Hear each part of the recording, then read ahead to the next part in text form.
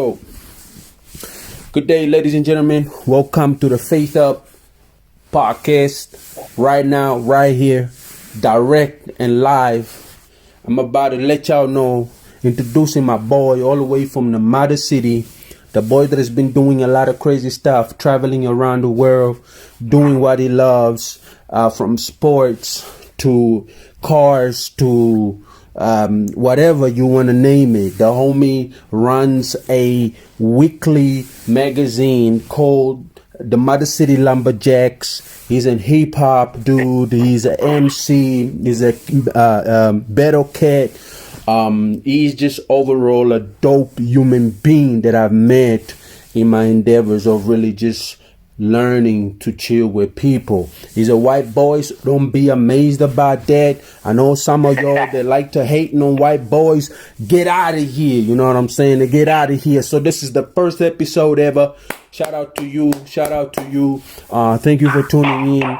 And yeah, man, he goes by the name of MC BURGZ. Yeah. What up, bro? What up? How you doing? Sure, bro. I feel like the interview's over already. I don't have much more to say than that. Come on, man. Thank you so much for the introduction, brother. It's good to hear from you. How you been? Man, I'm doing good. COVID-19 got us a little bit uptight. You know what I'm saying? The lockdown, they won't let us out. Shout out to the homie Akon. But anyways. Yeah, locked down, locked up. I'm not sure which, bro. House arrest, cabin fever, all the stuff.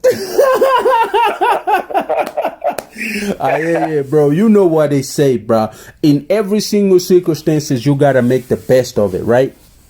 That's the only way, bro. It's not the best way, it's the only way. You just gotta look up and keep moving forward. The only way. Y'all heard it first from the homie MC BURGZ. MC BURGZ, welcome, bro. Welcome. Look, man, since you are our first guest, man, thank you so much for giving us the opportunity to communicate with you, man. As I said in the introduction, you are a lover of the hip-hop music genre. You very much so. Leave hip-hop. And so we're talking about dedication and consistency, big brother. I know that many kids out there, they think everything happens like in a microwave. You know what I'm saying? First of all, before we divulge into the other stuff, bro, tell us a little bit about Mother City Lumberjacks, man. So, Mother City Lumberjacks started out as an idea of, a lumberjack is a person that cuts down trees. Yes, sir. And so, initially, the idea was that if we were to treat ideas as trees, and we were to pursue old ideas, and old growth ideas, dead ideas that aren't growing anywhere anymore, with the same attitude that a lumberjack pursues trees with. Yes, sir. That we could chop down the old ideas that have had us stuck in a little bit of a mindset for a while. And that's not necessarily an old idea in any specific category. It's just to say that in every aspect of your life, there are traditional or cultural ideas that are passed down that are no longer applicable in the world that we live in today. Perhaps it takes somebody that just says, I will make a proverbial axe and cut these ideas down and make, not to necessarily replace them with anything new, but to show people that there's a place that new ideas can be put. And then hopefully somebody will come with something new and put them there. Yes, sir. And so it started out as that, and with my love for hip-hop and my self-discovery of becoming an MC, I was very guarded with my writing and with rapping and stuff like that. I never really shared it with anyone but my close friends. And Mother City Lumberjacks became an avenue for me to do that.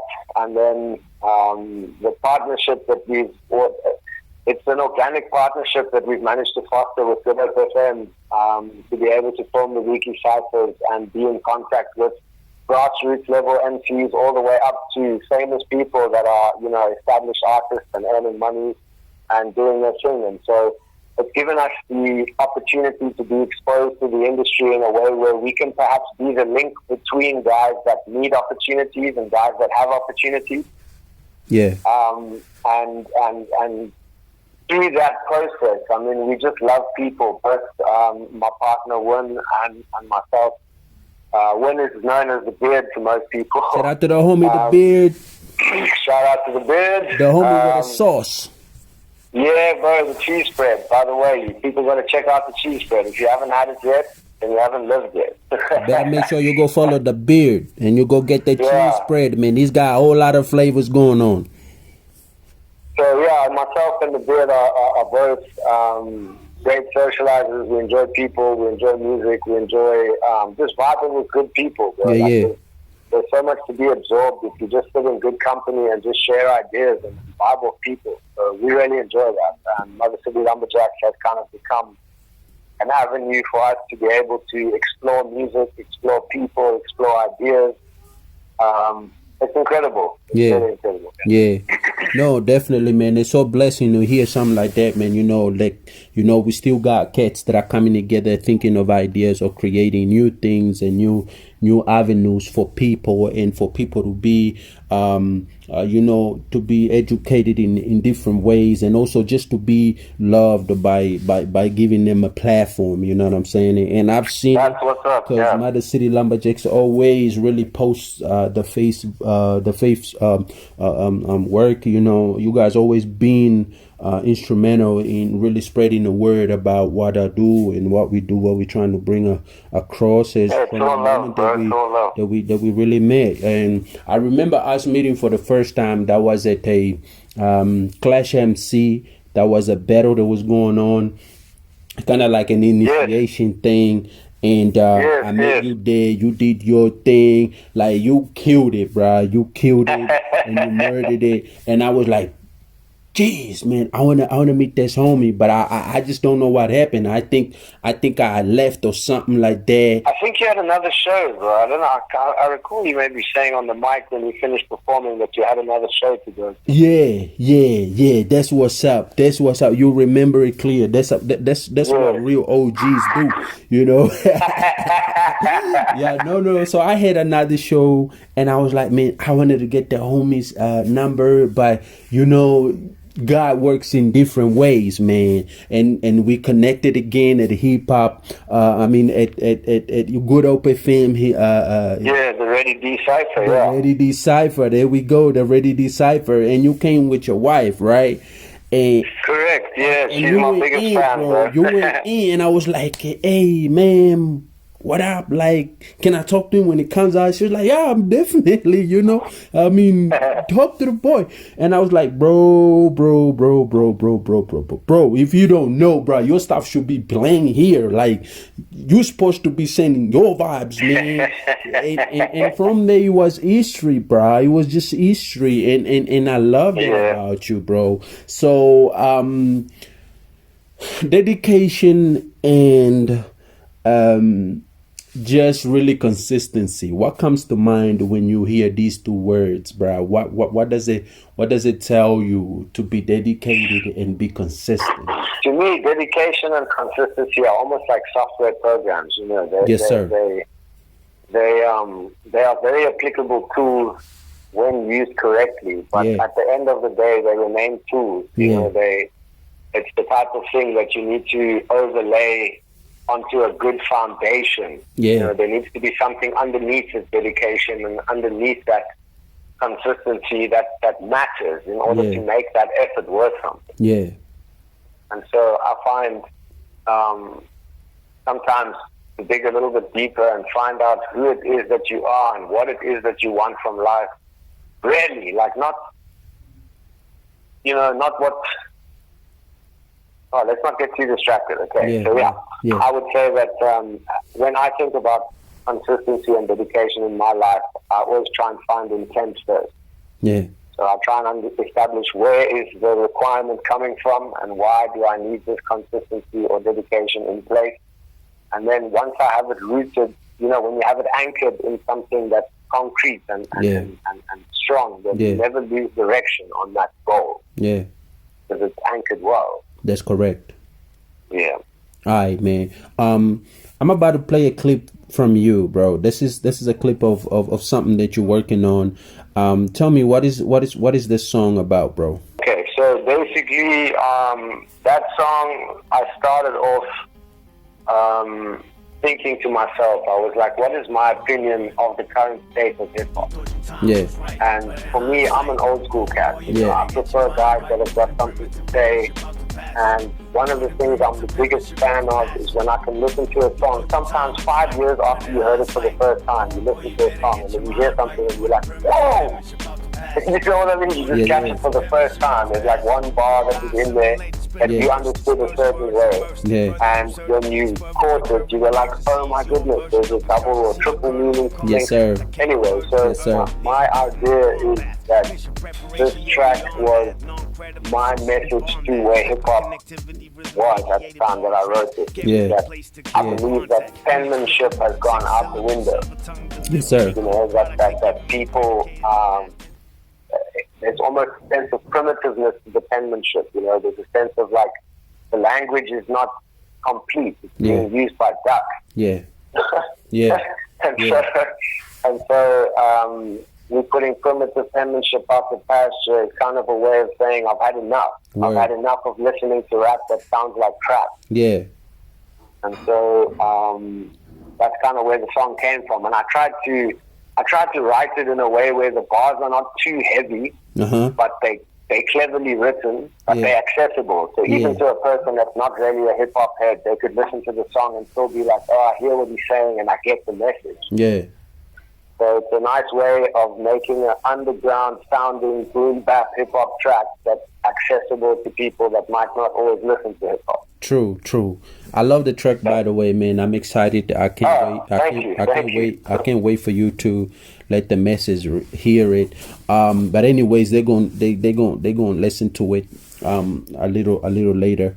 So yeah, man, jumping on why hip hop, like why not maybe rock or Afrikaans treffers, but you went all the way to hip hop.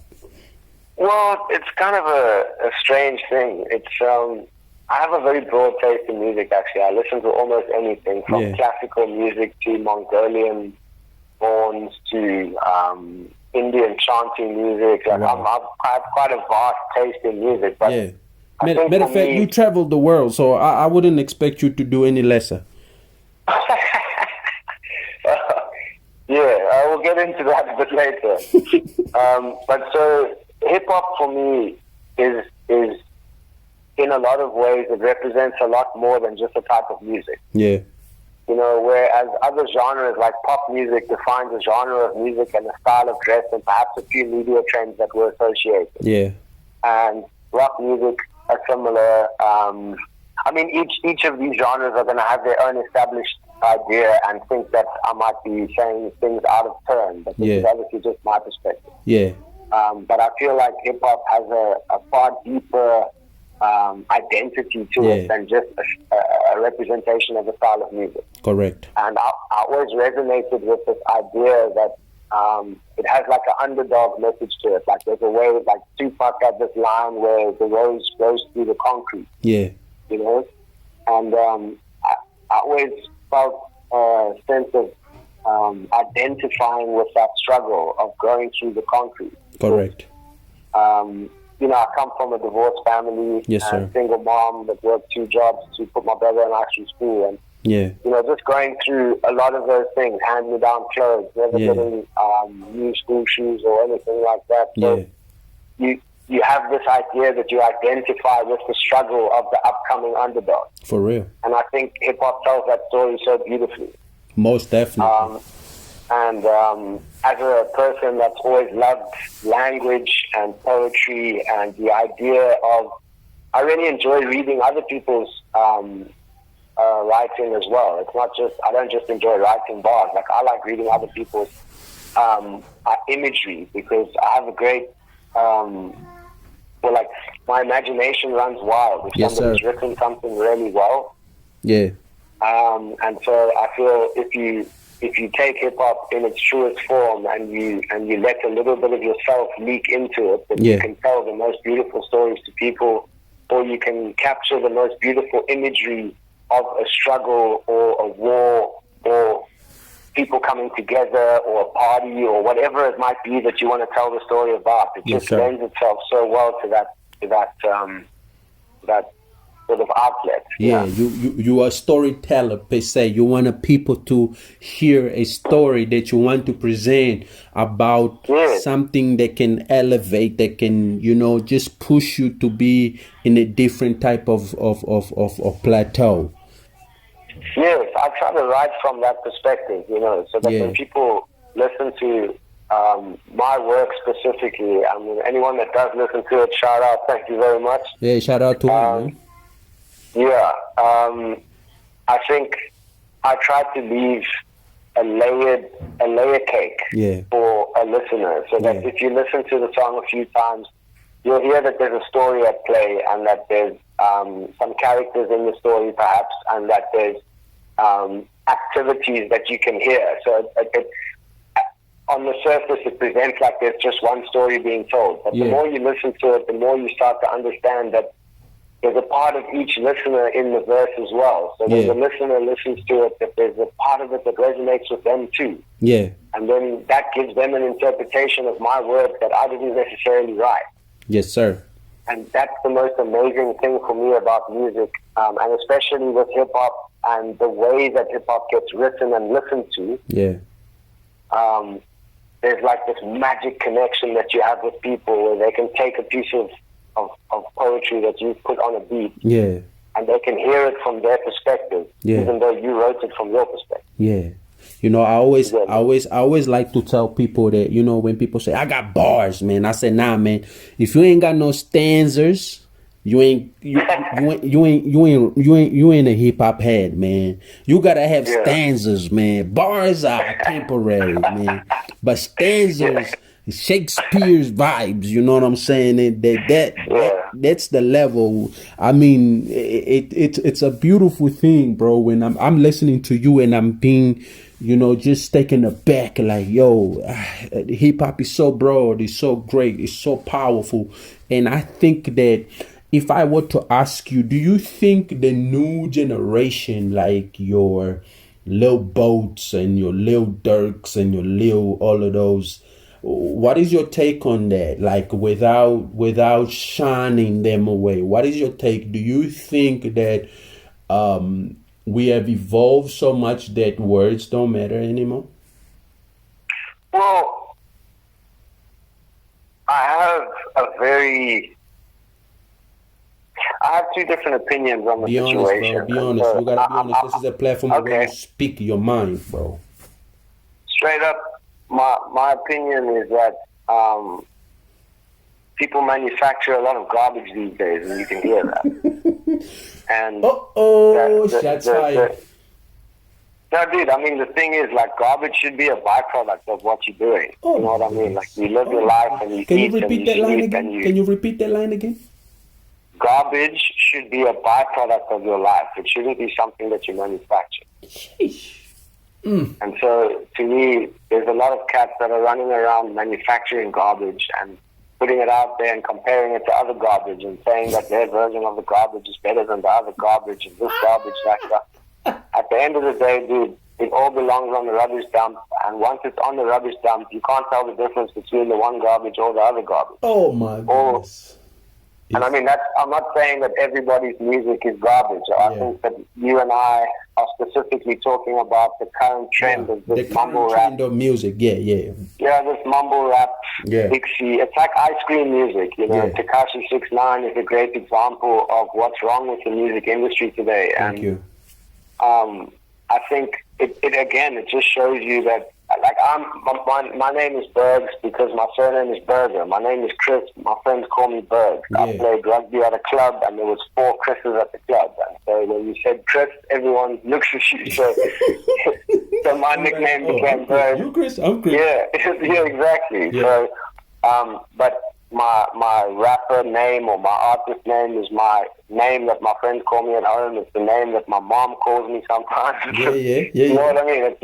It's not some made-up character that you selected the color of his clothes on a computer, and you selected the hair color, and you selected the personality that you want to wear for the day, and you run around talking shit about stuff that you know nothing about. Correct. Unfortunately, I'm only commenting on what's happening, and unfortunately it sounds like I'm very prejudiced, at the moment, but that's not my vibe at all. Yeah. Like, Faith, you know me as a person, bro. Like, I'm the most loving human being. Yeah.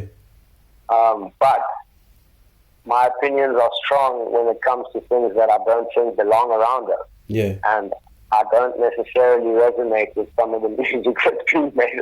Most definitely. Yeah. Yo, I hear you, bro. My message, if anyone that's out there is listening to this and feeling like I've said something that offends them or something, if you're an up-and-coming artist and you want to be something, go look in the mirror and draw with a Koki the outline of the human being that you see, and try and find something as close to that person as you can, because that's who you are, and that's what you are. And if you polish that thing, and you make that thing into the best version of itself that it can be. For real, bro. It is more powerful than any cartoon character that you could ever create with any amount of money. That's so true. Authenticity cannot be beaten. That's so true, big bro. Like, that's why I love your mindset, and that is why, we connected. And also the other thing that I wanted to ask, like, what is your take on the current scene when it comes to support, like especially support in your craft, in the sense of, like, if you have about like 20 cats around you, but then only 2 of those 20 cats will go and share your vibe, or probably do a like, or probably go and buy the material. What is your feeling on that, bro? I think, for I can only give you my perspective as somebody who's been in this for 2 years. Yeah. I'm really new to the whole concept of even being an artist. Yeah. Dude, I was a guy that just used to spit those bars at bars with my friends, and like every now and then some other guy that could rap would try and rap against me, and then he would stop. Yeah. And then one day a friend of mine said to me that, you have to do something with this, bro. Like, you're too good at this to just be doing it there to buy it on the weekend. Yeah. You need to go and do this somewhere where you can make money out of it, or like show other people what you're doing. That's for real. Those are your real friends. But my answer to the question would be a very immature answer, just in that I'm a very immature mind in this arena. Yeah. But my experience that I can speak very educatedly on has not been a positive one from the aspect of, like, Mother City Lumberjacks is the type of platform that shares anything that we feel is worth sharing. Like, anything that we feel the content quality is good, the artist is putting in work and they're putting in effort. And we try not to censor content too much, but I definitely don't promote anything to do with drugs, guns, or anything stupid like that. Yeah. We try and stay more, like, if it's gun bars that are in a sort of hypothetical scenario, then fine. But I try not to support gang violence or drugs selling or anything like that. But what we do is we offer artists a platform for their work to be shared, and then for them to take that work and share it with other people. Yeah. And the amount of people that I know about the platform versus the number of engagements that we get on the platform. For real. It's quite strange. Like, in the real world, I see more interaction and more activity with Mother City Lumberjacks than I do online. Yeah. And normally it's the opposite. You know what I mean? Like, you see way more online activity, and then when you invite somebody to a show, nobody turns up. Yeah. Yeah. But everywhere we go in Cape Town that we've gone to support events and show love to other artists, or just turn up to whatever's going on and try and be, we bring people along and just try and show love to the event. People know who we are, and people know the brand. Yeah. I mean, I've walked into rooms before. As I walk in the room, I don't know anybody there, and then I just hear somebody shout, "Mother City Lumberjacks" in the back, and I'm like, "Whoa, what's going on here?" Like, somebody knows me. And it still surprises me every time. Yeah. But what I'm actually trying to say is that the engagement level on our actual platform is not as visible as what it is in the real world. Yeah. I don't necessarily know what that is. It's almost, the experience that I get is, it's almost as though people don't feel comfortable showing love in case they get called out for showing love to something that they shouldn't be showing love to. I don't know. That's the only I can't put it down to anything other than either people are not showing love because they're hating on it, or people are showing love but not actively showing it online for some reason. Yeah. And I mean, I see that across the board with various different platforms that are trying to do work in Cape Town on this level. Yeah. Yeah. So I'm hoping that with platforms like yours, engaging with people like myself and people at higher levels as well, yeah, and talking about these things openly gets people into conversations where they start saying, hey, you know, if we promote our local content, yeah, our local content has the opportunity to work with other local content that's of a similar caliber. Yeah. Once you get a couple of swords into a room, you know what I mean? The swords start sharpening each other. Yeah. And eventually you've got New York quality and California and LA and all these quality artists coming out of Cape Town on a regular basis, not once every 5 years. Yeah, no once every 5 years, every 10 years, every 12 years, no. Yes. Because I mean, currently the only active trending in, you know, probably let's say globalizing Cape Town is Youngster CPT. Besides Early B is more on Afrikaans side, where not a lot of kids want to support the Afrikaans movement, and you know what I'm saying. And so, but these are two amazing artists. But we don't forget about Emo Adams. We don't forget about many other kids that are doing it. But because maybe the diversity is different, like people feel some type of way. You know, Youngster came out with the slang of they call it ham. You know what I'm saying? Then everybody's gravitating towards it. Everybody's like, yeah, we ham, we this, we that. But this has been there way before. You know what I'm saying? We love Youngster. He my brother. He my man. I will forever support the homie. But what I'm saying is there's so much more artists that the industry, and I blame the industry in Cape Town, like I'm talking about like your sponsoring places. Like they just gravitating towards one avenue instead of finding, you know, diamonds in a rough. Like when we signed with Score, like that was literally like, where have you heard of an artist that is from Mitchell's Plain, bro, like getting a deal, bro, a sponsoring deal? You know it, bro. You know? Yeah. But we did it because we was resilient. And I think that the attitude also plays where you as an artist, you have to believe in yourself so much that you don't forget who you are, and don't rely too much on wanting people to approve your work, but that you approve your work so that when they jump on it, you're already far ahead. Whatever they say doesn't really matter to you. What's behind you? Because you're going in that different direction. You know what I'm saying? But so, you know, there's an interesting opportunity for us. You know, so like for me, I look at this thriving metropolis that is Cape Town. Yeah. And I see a city that's probably, well, let's look at it like this. If you were to say how many venues are there in Cape Town that pay for live music on a daily basis? Yeah.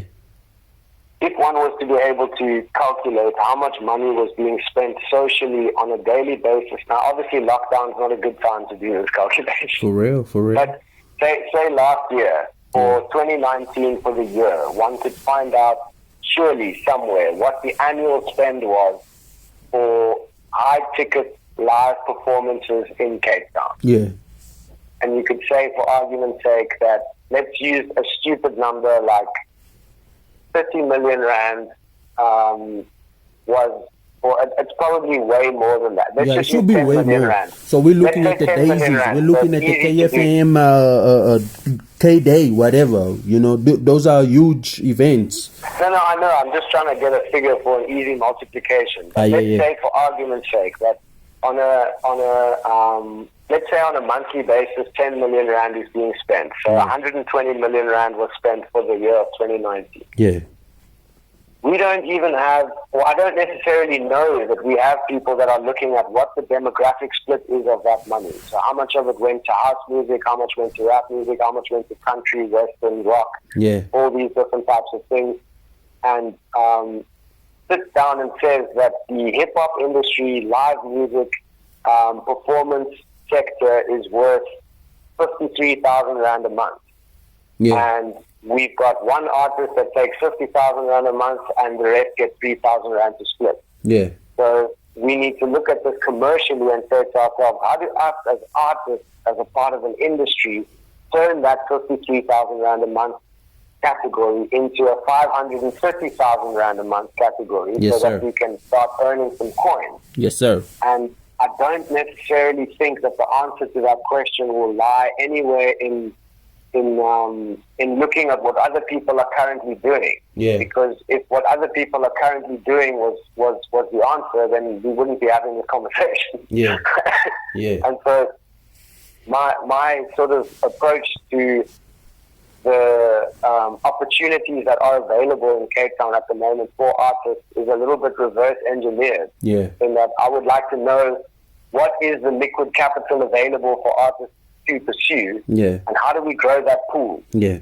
Rather than trying to fight over the loaf of bread that they used to eat at the moment. So true. You know what I mean? And I think that this conversation is really broad because when it comes to that conversation, it's been a conversation that I've been speaking on for the last 6 years, if I may say so.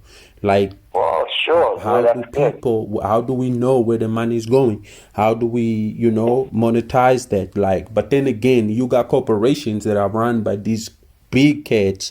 Like, let's say, for an example, you get a show like The Daisies. The Daisies will put out, let's say they will say, we want up and coming artists to send us their music and we will put them on the show. So you send them your music and nobody get back to you, bruh. Like, so they tell their sponsors they're gonna get up and coming musicians, and then they don't, because they go get their friends and they put their friends on and they pay their friends. For sure. You know what I'm saying? But the real dude that is hustling out there, that is looking for that opportunity, they don't give it to him. And we're not entitled to anything. That's not what we're saying. We're not entitled to anything. But what we're saying, we got to be fair. Fair opportunity. You know what I'm saying? We got to be equal. Listen to my work. See my dedication. Look at my bio. What I've been doing. And then you make your decision based on that. You know what I'm saying? Bro, I would tell you, I moved from Cape Town. In the last 15 years that we've been doing stuff in Cape Town, and in the last year that I've been in Joburg, brother, I've already made progresses that I never thought I'd make it in my music. No, I'm so proud of everything that you've been achieving, and I've also seen how much momentum you've gathered since you went up north. But I always think of you as Jon Snow, bro. You've gone beyond the wall. We had to, bro. We had to, because I saw that in Cape Town I was dying, bro. I was dying not because I wanted approval. I was dying because I'm damn good, bro, and I work hard at it. But it's so difficult when you feel like you're begging people to see you and appreciate what you're doing, but yet all they do is like, you know what? Nah, you don't fit our profile. Nah, your music is not what we want. Nah, we don't like that. You know what I'm saying? But now these cats up here in the north, they're like, yo, bro, ain't nobody doing what you're doing. You know what I'm saying? Nobody got what you got. And that for me is just the idea of knowing that, we need the support, but we also need to make sure that we prove ourselves. You know what I'm saying? But anyways, 100%. Yeah. Anyways, let's talk about you and just what do you think of the whole COVID-19 story? What has it taught you? What are you learning? And what is a message that you can give to the people out there, just, for sake of liberation, education on it? Well, my approach to anything in life is I got a piece of advice from a rugby coach. Yeah. And it was because I went to South Africa for 3 weeks over December holidays, and I picked up 9 kilograms. Yeah. In 3 weeks. Sure. And I came back and I had to play a game, and I only had about a week to prep, and I was so unfit, bro. Sure. I was so bad. It was terrible. And he said to me, there is no substitute for preparation. Sure. And so I've always approached most things in my life with the attitude that if I'm going to get involved, I'm the type of person that gets viewed either as very engaged or very lazy. Let's go. Because Let's go. I'm either interested in it and I want to do it, or I've not. got no interest in it and I don't want to do it. Yeah. I only have 2 gears. Don't tell me nothing about it. And so, with this COVID-19 pandemic, what I've tried to stay true to is the fact that preparation is key, and being informed is critical. Yeah. And so for me, a lot of people that view my Facebook and stuff, you'll see, like, I tend not to share things unless I've read the article. Yeah. And then check the article against other sources. Yeah. And make sure that I'm happy that the content in that article is of, or as distilled as it can be. Do you know what I mean? Like, for sure. Everybody's got an agenda these days on the news, man. For sure. It's so hard to get any version. You gotta of be the story careful, man. good. Yeah. But what I find is, if you take 6 different stories and you photocopy or you print them onto an A4 paper and you put them over each other and you look at all 6 through the window, Yeah. somewhere between those 6 stories, you're going to pick up the truth. Most definitely. And so for me, a critical factor in this time is not just to share articles you see online just because the headline resonates with you. Yeah. Click on the headline. Make sure you've read the article before you propagate madness to people. Yeah, do research, man. Don't come and feed us nonsense that you don't know nothing about. Yes, because so many people, like we were talking about the manufactured garbage earlier. Oh yeah. I would say 90% of what's being shared online at the moment about COVID-19 is garbage. It is garbage, bro. And 10% of it is the best version of the truth that can be established at this stage. Yeah. And so what people try and do often is they ask a question and they expect the immediate answer to be the definitive and applicable answer forever. Yo. And so it can't be. Bro. It's something that you are continuously working on and continuously making discoveries on. The answer will consistently change. Yeah. And so perhaps the expectation that you had to start with was unreasonable, that once you've asked what is COVID-19 and someone gives you an answer, that should remain the answer for the rest of 2020. Yeah. You know, it's an evolving situation with incredibly deep impact. Yeah.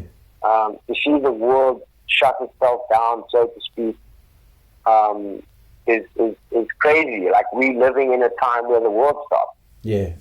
You know what I mean? That's madness, bro. It's madness. It's when you stop and think about it, Faith, like, actually just take a moment and deep breath, and you think to yourself, we will tell our grandkids about the time where the globe stopped spinning, bro. when we all didn't know who we were. Bro, you know what I mean? Mandatory house arrest for every man, woman, and child. Hey, bro. It was those crazy days, man. But the important thing, I think, is to remain informed and to not to panic. Because at the end of the day, I think the human race has survived many severe pandemics before. Yeah, definitely.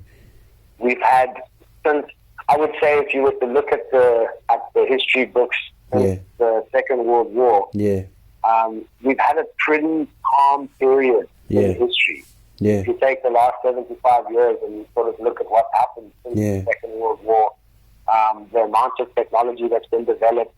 And yes, there's a lot of corruption and there's a lot of issues and there's a lot of drama, but there's a lot of beauty and there's a lot of things to be rejoicing about in this world. Like, we have a level of convenience now that is unprecedented. It has never been seen in the world, in the history of mankind. The convenience that we have right now has never been seen.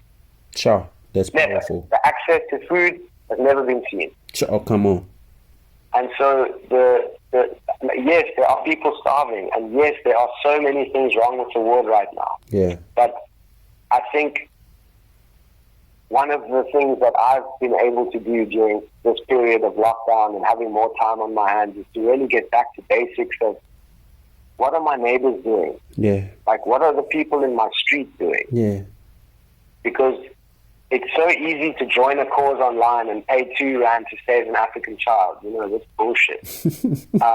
But what are you doing in your community? Like, stick your arm out and touch somebody that you can see with your own eyes. Yeah. And find out what's happening in your own community. And if that idea was big enough for just one community, eventually it will touch another community. Yeah. And eventually it will touch another community. And you know what? There is more than enough love, food, water, hand sanitizer, wet wipes, nappies, and flipping condensed milk and coffee to go around for everybody. There is more than enough. More than enough. But the people don't want to do it, man. No, but because everybody's out. Like, we've kind of been bred into this idea that you need to protect yourself. You need to be out for yourself. And come on, man. The thing is, it's not called the human. It's called humanity. Humanity. It's not called the man. It's called mankind. Come on. You know what I mean? It's like it's a Yao Youngie's got a lesson. Collective. Yeah, dude, it's a collective notion. It cannot be separated from itself. Yeah. And so for you to try and break a piece off and say that it's yours and try and run around saying that your piece is different to everyone else's, it's insanity. It's the highest form of insanity.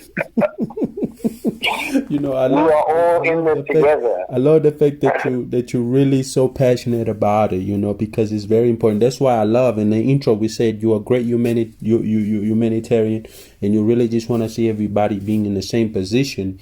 I'm gonna dive in right now, and I'm gonna ask you, you know, a couple intricate questions. You know, questions that's gonna make you feel a little bit, you know, uncomfortable. But anyway, it is what it is. It is what it is. Question we're living at the cold face, buddy. It's fine. Question just gonna grab a glass of water quickly. Do you?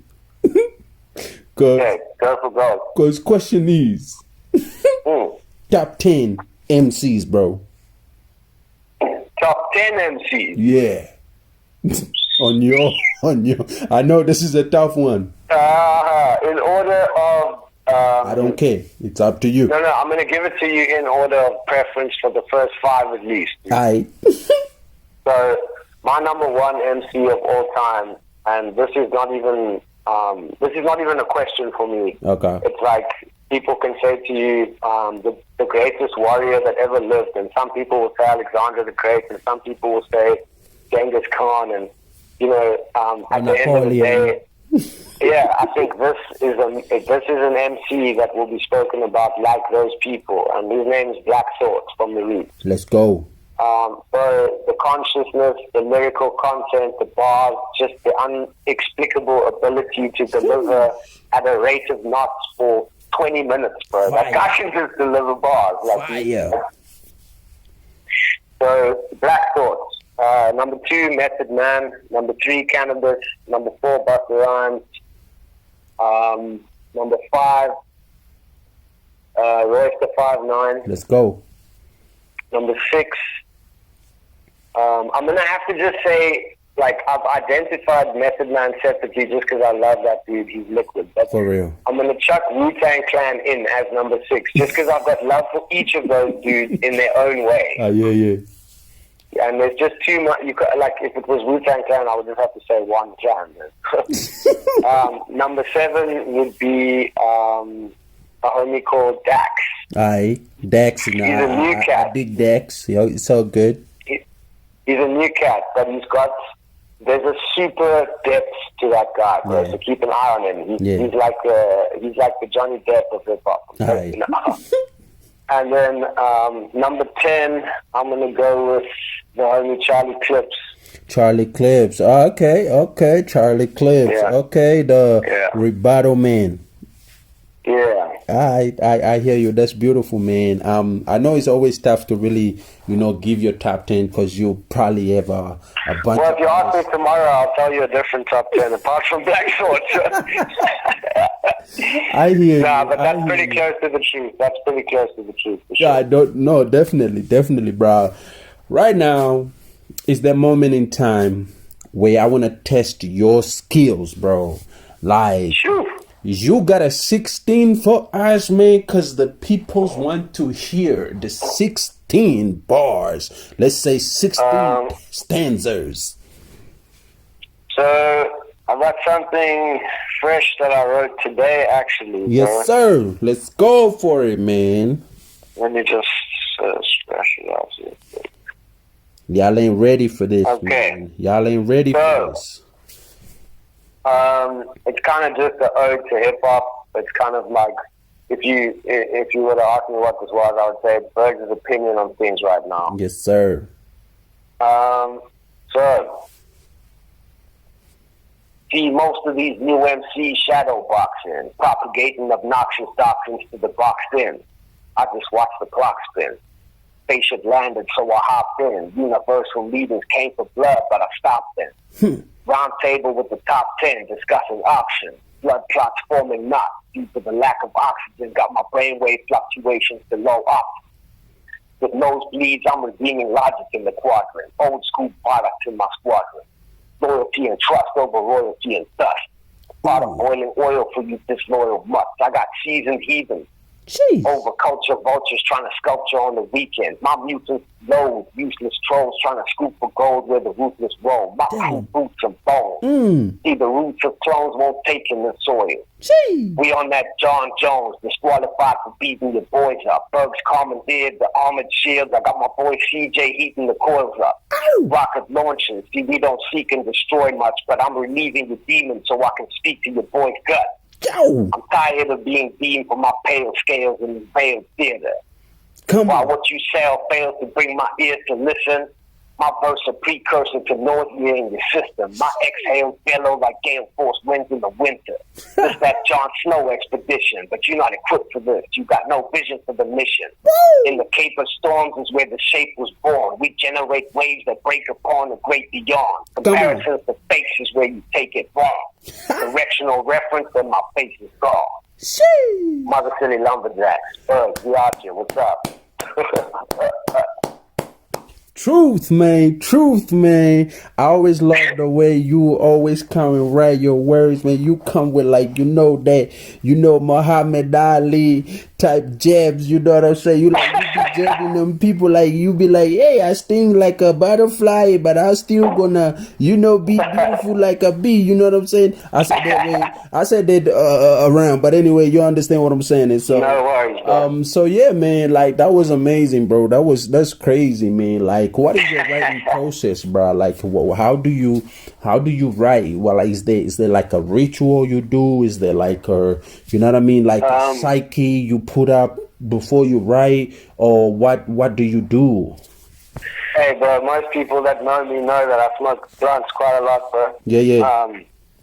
So I kind of just, I don't know, dude. I have this weird place in my head where I see myself almost as a, the guy that the Avengers fought, Thanos. For real, Thanos, yeah. Yeah, so if you imagine, not him necessarily, but like a being on a planet, standing on the planet. Yeah. And he's looking across the universe at another planet. Yeah. And he's kind of telling that other person on that other planet what he's about to come and do. And that's kind of how I imagine. So when I write, I kind of think from this perspective of trying to be outside yourself.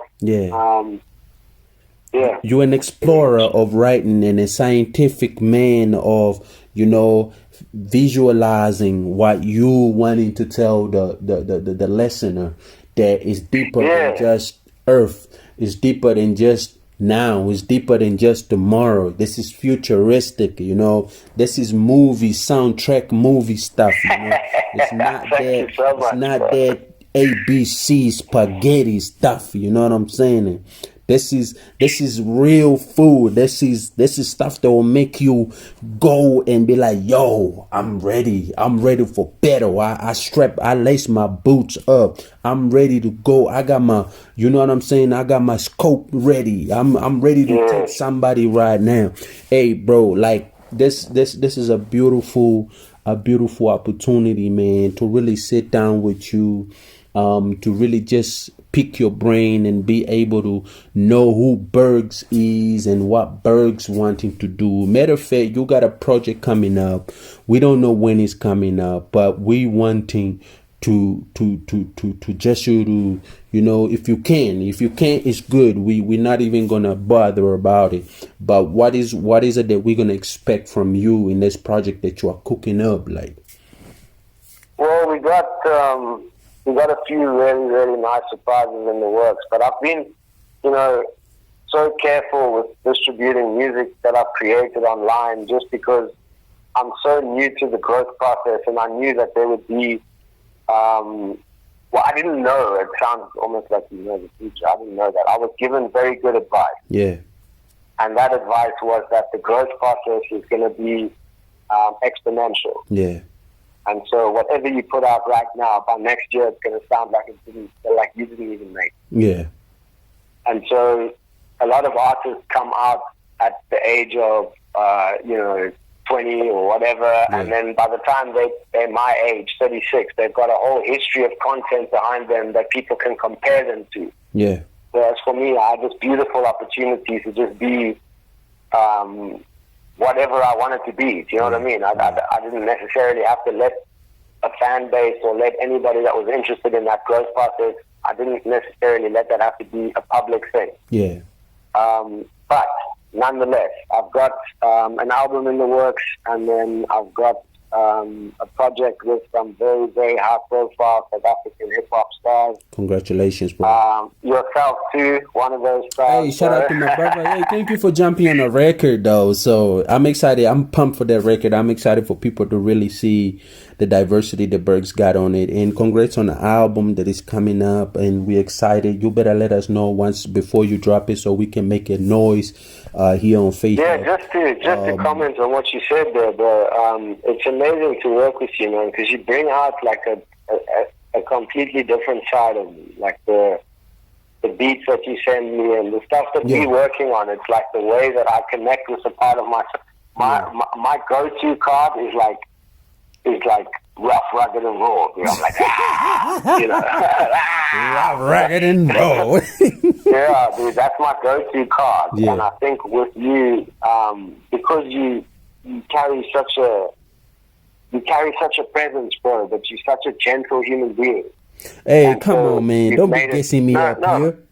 No, for real, dude. Like, you've made it sort of accessible to me in a way to be in touch with my gentle side, and for it not to be a soft thing. It's not like I'm soft. No, shout out to your wife, though. Shout out to your wife, though. That's... Hey, no, for sure, dude. For sure. Absolutely. Love my wife. She's also taught me so much about being in tune with your emotions. I mean, it is what it is. I grew up the type of guy that used rugby to get rid of my emotions. For real. That's true, bro. Like, I love that you are vulnerable, bro. And I think you are perfect. When I listened to the record, and I was like, you know what? I wanted to do a track with this for me, but I don't want to do a hip-hop track. I want to do a track where he can be able to know, he can speak in a level that is caring. You know what I'm saying? Because I think diversity is a big attribute on creating things. You know what I'm saying? And when you sent me the verse, I was like, bro, you could have wrote the whole song by yourself, like literally. You know what I'm saying? You could have written the whole song by yourself because you murdered it. Like, I'm really excited for that record. Like, I'm really excited because it's gonna be our record together, first record together. Should we get it done? And we'll have that one cooked up in the next couple of weeks. I'll send you probably next week. I'm gonna go and record. Take your time. I'm not in a hurry because I know that record is gonna be something else. And I'm really proud of you, bro. I'm really excited from the first moment that we met. Thank you so much. Communicated the growth that I've been seeing, the love that you've been showing me, like not just in the sense of, like, you know what I'm saying, or of music, but I'm talking about personally. I mean, you have given more than I can ever expect from any other person that I've met in my life. You know, you have been so generous that I got a brand new pair of kicks, man. That is, like, people don't even understand that. Like, for me, hey, bro. like that alone, it just speaks volumes, bro. Like, so thank you for that. And also the other thing that I want to say to you is that keep on holding on and to the people that you're rocking with right now. And I heard through the grapevine that you are in a project of DJ Ready D, and I think that is his first album that he's ever written before. And you are one of the cats that is on that album. Tell me, how did that come about? So, that is just the highlights of my life at this stage. Yeah. Shout out to I'm you, sure man. Shout out to Ready D. Yeah, shout out to the Grandmaster. He is the most humble, most incredible human being to sit down with. It's so strange when you meet Ready D. People have these ideas about what he's like or what a celebrity might be like. And then when you sit down across the table from him and he looks you in your eyes and he listens to what you're saying every time you talk to him. And anyway, so I go to the Good Hope FM studio every Thursday to film the cypher. And obviously we get to talking, and I heard that the project was in the works. And so I would just drop these little hints that I'm available next week, or you know. You gotta take yours, bro. You gotta take yours. I never ever in my wildest dreams, man. I would say it in a joking way, where I was like, bro, like, you know, I've got some bars ready to, if you want to hear them, you know. But he hears me spit. I got it. I'm ready to go. But I'm just like, hey, man, I'm here. I've got stuff, you know. I've got my pen. I've got my paper with me. Like I'm writing. And lo and behold, the opportunity came up. And we got to go and work on the track at Red Bull Studios.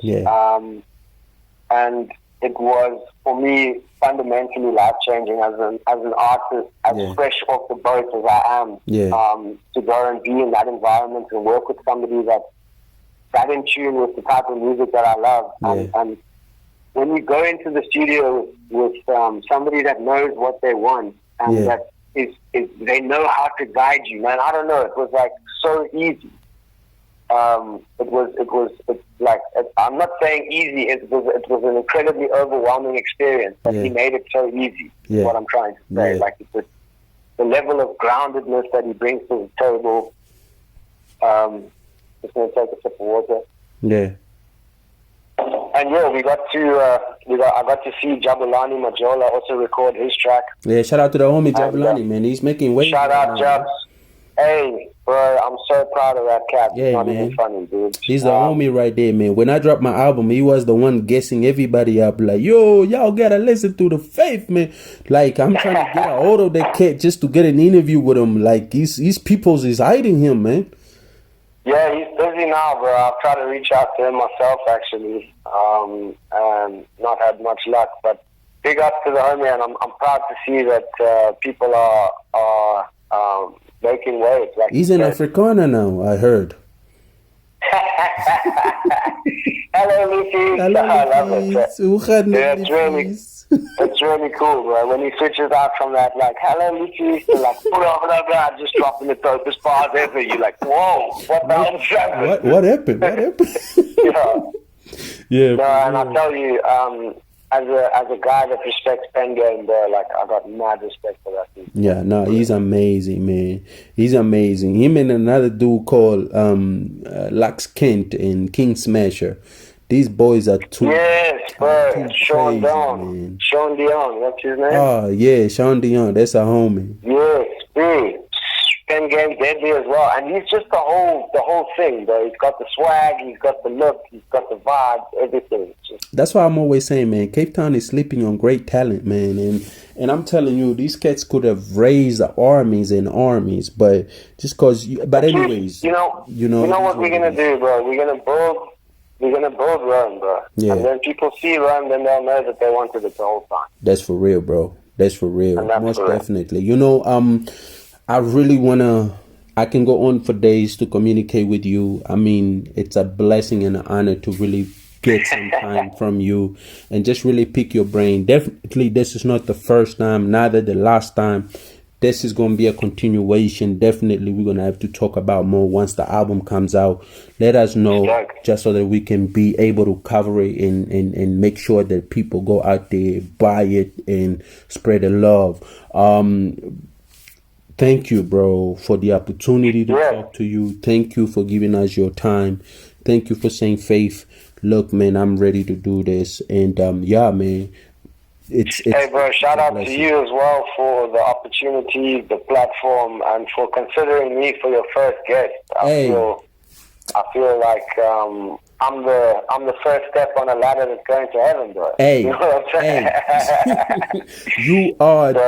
you are the most amazing person I've ever met in many years. Thank you so much for saying that, doing this, bro. Like, it's so easy to talk to you. It's so easy to communicate. At some point, I put myself in you, and I can see myself in you, and I'm like, yeah, I would probably be doing that, because it's so selfless. You know what I'm saying? That's how I met you. That's how I know you. That's how, when I communicate with you, I mean, the opportunity that you give me to listen to your work before you even record them, like, for me, that is just powerful beyond, because artists, they don't do that anymore. You know what I mean? Like, you do work with artists, they don't really care. You know what I'm saying? And they don't want to put the effort in, nothing. But you know, with you, it's just a different ball game, and you've always been like that since I met you. So thank you so much.